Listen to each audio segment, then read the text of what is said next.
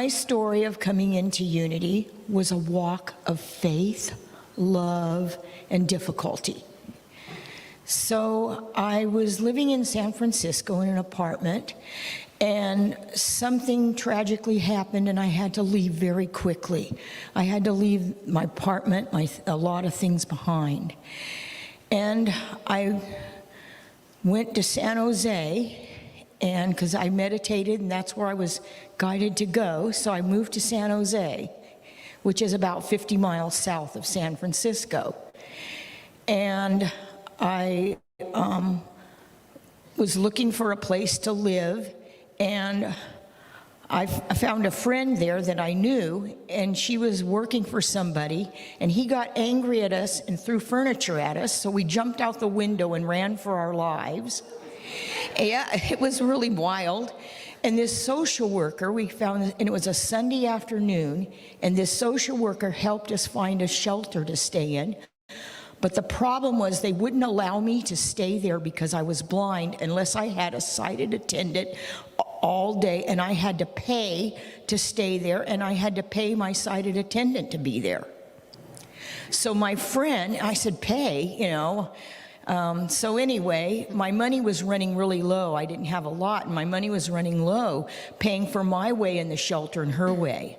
So I beat the pavement, and I went and got on the bus, and I looked at this apartment, and I was torn between, okay, I'm running out of money, I better take it. And I kept getting, no, this is the wrong one. No, don't take it. And it was this feeling that you get inside in here in your solar plex. And I knew it was God speaking to me. And I said, okay. And I told the lady, I said, well, let me think about it and I'll get back to you. You know, the polite thing to say. And I went and got back on the bus, and I was sharing the bus driver that I was looking for an apartment. And he said, you know, there are some apartments on my route down on Willow Street called Willow Manor, and they had a vacancy sign out. And I'll let you know when you get there and explain to you how to get there and check it out. I said, great. So I got off the bus and found the manager and everything, and she showed me, and I knew I was found my place. I had found my place. I was so happy. And so I told her I didn't have a lot of money for a deposit. I said, can I either make time payments on it, or if she said the apartment you want, I didn't want to be downstairs. I wanted to be upstairs. She said, well, it's not ready yet. It's, you know, a mess. And I said, if I show up at 8 o'clock tomorrow morning and help you scrub and clean, will you waive the deposits? And she said, absolutely. So it took us a couple of days, and she worked on it when I wasn't there, like in the evening.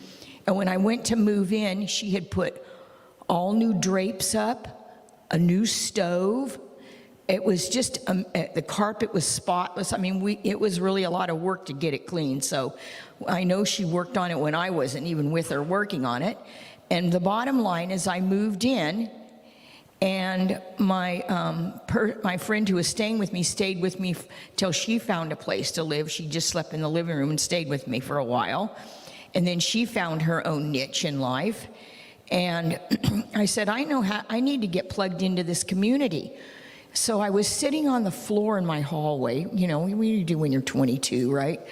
Because this was in 1972. And, uh-oh, I just told my age, didn't I?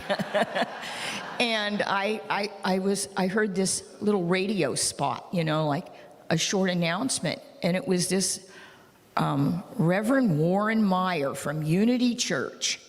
And I listened to it, and I came up straight from the floor, jumped up, and I said out loud, I said, this is it. This is what I've been looking for. I was so pumped.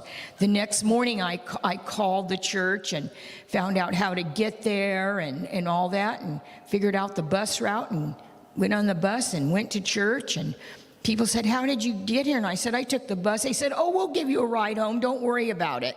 I had a ride from then on. It was great. My first husband and I got married at that church. And then we moved up here in '78, and we found the church over on Fern Street and started going there. So that's my story of Unity. And I love my Unity, and I love my Unity family. Thank you. Great job.